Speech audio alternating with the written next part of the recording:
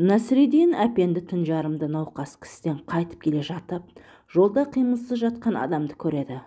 Әпенді оның жанына келіп, бетіне шаман жарығын түсіріп қараса, бас қазы мас болып шаңға аунап жатыр екен. «О», деп ойлады әпенді. «Бір пиала шарап ішкен адамға 40 таяқ дүре жаза тағайындалсын. Өзін осынша шошқа сияқты шаңға аунап, адамгершілігіңді ұмытатындай қанша пиала шарап іштің екен?» Насреддин әпенді мас қазының жансыз денесін аяғымен түртіп, аударып түсірді де, оның алтынмен апталып тігілген шапанын мен сәлдесін шешіп алды. Бас қазының мастығы соншалық, ол таң ата зорға оянды. Орнынан әрен тұрған ол үйіне тығылып барды.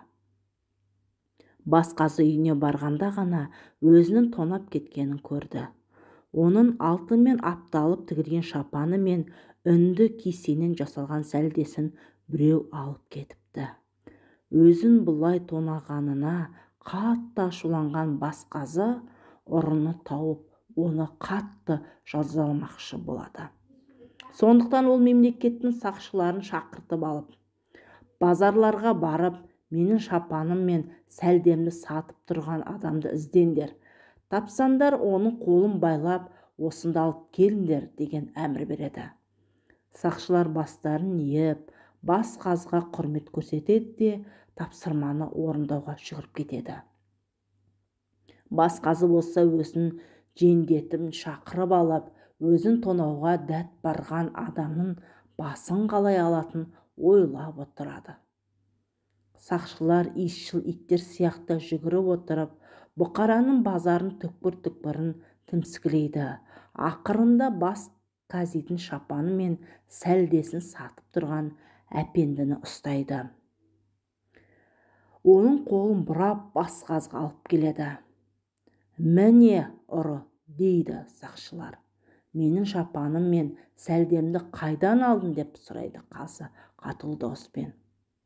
«Мырза, мен бүгін түнде адам кейпін жоғалтып, шошқа сияқты жерге аунап жатқан бір адамды көрдім. Ол қанша пиала шарап ішкені белгісіз, есін білмейтін мас еді.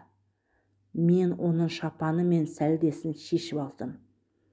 Егер сол адам сіз болсаңыз, шапан мен сәлдені қайтарып берейін», дейді Насреддин әпенді. Бас қазы өзінің мас болып көшеде аунап жатқанын бүкіл халық білсе, Бұқара жұртының алдында абыройы қалмайтын ойлап: «Құрметті әпенді, біздерге мемлекеттегі заңдылықты қадағалайтын адамдарға шарап ішпек түгіл, шарап құйылған пиалаға ернімізді тигізуге болмайды ғой.